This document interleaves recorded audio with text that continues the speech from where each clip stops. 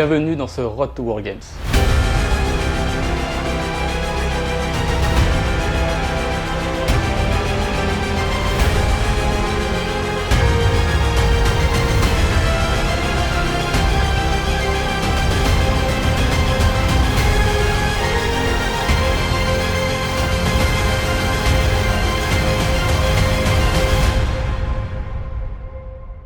Je m'appelle Antoine Garcia, j'ai 29, bientôt 30 en septembre, mais pour le moment on disait encore 29.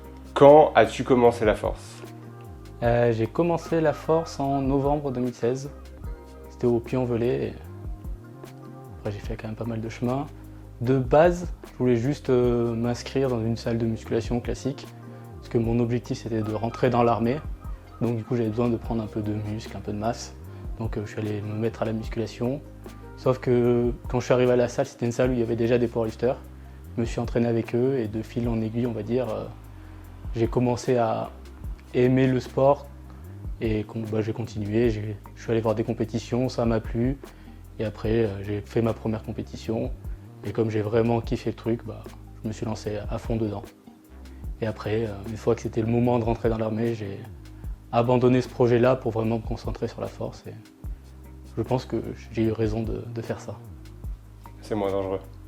C'est moins dangereux et au final, ça m'a apporté quand même pas mal de bonnes choses et de bons souvenirs. On revient sur ta première compétition, tu te souviens? Oui, je me souviens, c'était les deuxièmes pas. Ça faisait, je crois, 6-8 mois que je faisais de la force. Tu étais là aussi d'ailleurs. On avait fait cette compétition en même temps. Et du coup, j'avais fait 400 kg de total, qui à l'époque était plutôt bien. J'avais fait les perfs, je sais plus, je sais que j'avais fait 175 au soulevé de terre, peut-être 140 au squat et un truc comme 75 au développé couché. Et ouais, du coup, les standards aussi techniques n'étaient pas forcément complètement là parce que je me souviens que j'avais eu des essais un peu refusés et tout. Mais franchement, bon souvenir, bonne première compétition où j'avais kiffé le fait que ce soit le moment où il faut vraiment se dépasser et tout donner, j'aimais bien ça.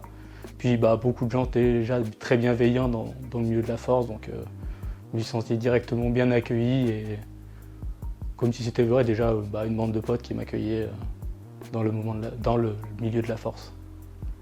Et donc après tu as fait les championnats de France la même année? Non, parce que du coup c'était les deuxièmes pas, c'était des saisons complètement différentes de ce que c'est maintenant. Les deuxièmes pas c'était en fin de saison, c'était en juin je crois. Et du coup, c'était même pas qualificatif pour les championnats de France à l'époque. Donc du coup, j'avais dû faire d'autres compètes. J'ai fait après départementaux, régionaux, interrégionaux et championnats de France en 2018 du coup, quasiment un an après. Donc si vous regardez par exemple mon Open IPF, cette année-là, je faisais une compétition tous les mois à peu près. Ce qui fait que j'ai eu beaucoup d'expérience assez tôt.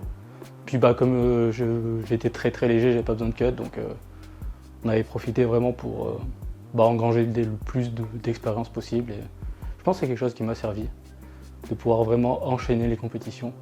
Puis sachant qu'à l'époque, il y avait moins le souci de est-ce que je vais obtenir ma place, machin, ou si tu t'inscrivais à la compétition, tu faisais la compétition, donc c'était déjà plus facile. Et puis j'aimais bien faire des compétitions tout le temps. C'était cool. Donc après, tu as enchaîné sur les championnats de France. Quels ont été les résultats? J'ai fait, du coup 2018, je fais les championnats de France junior, parce que j'étais encore junior. Ma première, on va dire, et dernière année junior, où je finis deuxième. J'ai fait minima Europe junior, mais j'avais pas fait d'inter cette année-là. Et j'avais fait aussi championnat de France Open en même temps.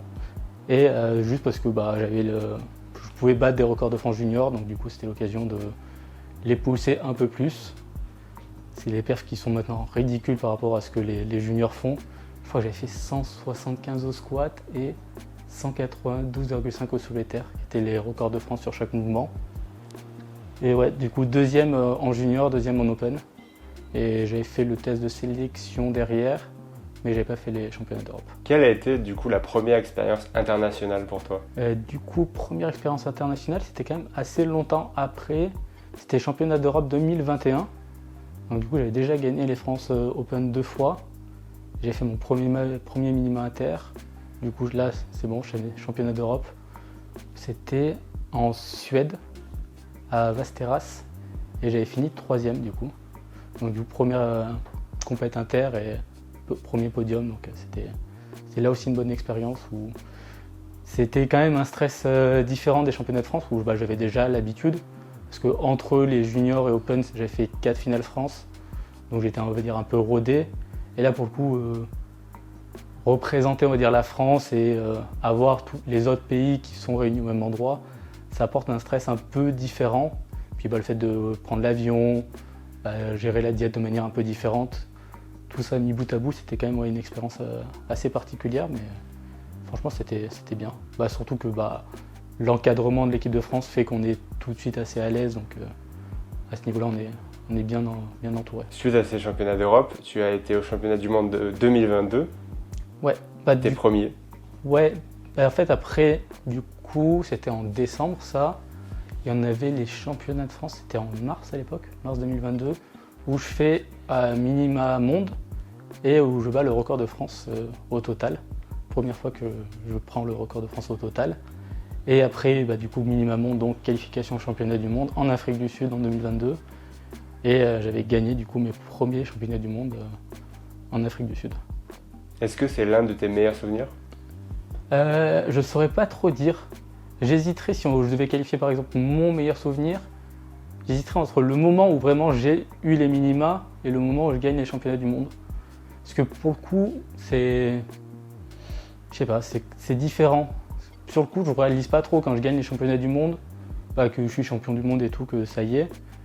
J'avais un peu du mal à réaliser ce que ça représentait et tout. Donc plus, je dirais mon meilleur souvenir, c'est d'avoir été qualifié au championnat du monde. Et après, oui, ça reste dans mes meilleurs souvenirs dans le sport. L'année dernière, tu as été qualifié du coup aux World Games en terminant du coup sur le podium des championnats du monde où tu termines deuxième. Cette année aussi, en 2025, deuxième. Ouais, Qu'est-ce que même total en plus. Et même total. Qu'est-ce que cela t'a procuré du coup de te qualifier aux World Games ? Ça signifie quoi pour toi ?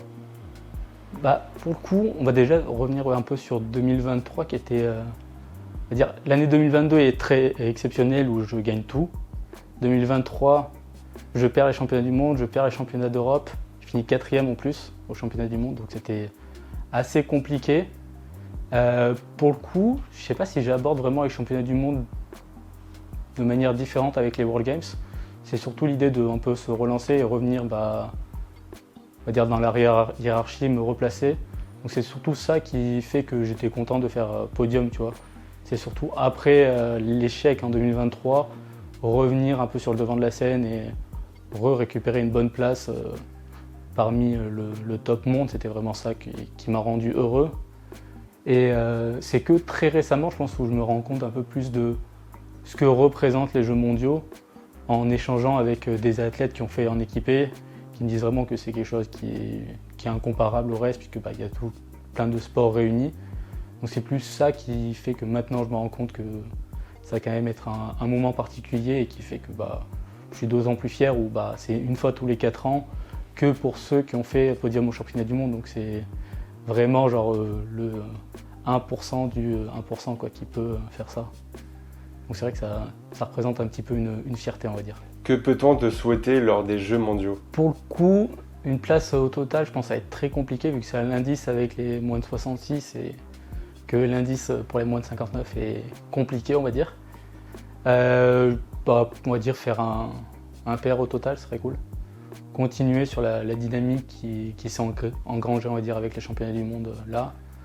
Continuer sur le chemin de la progression pour pouvoir à l'avenir encore aller chercher plus loin.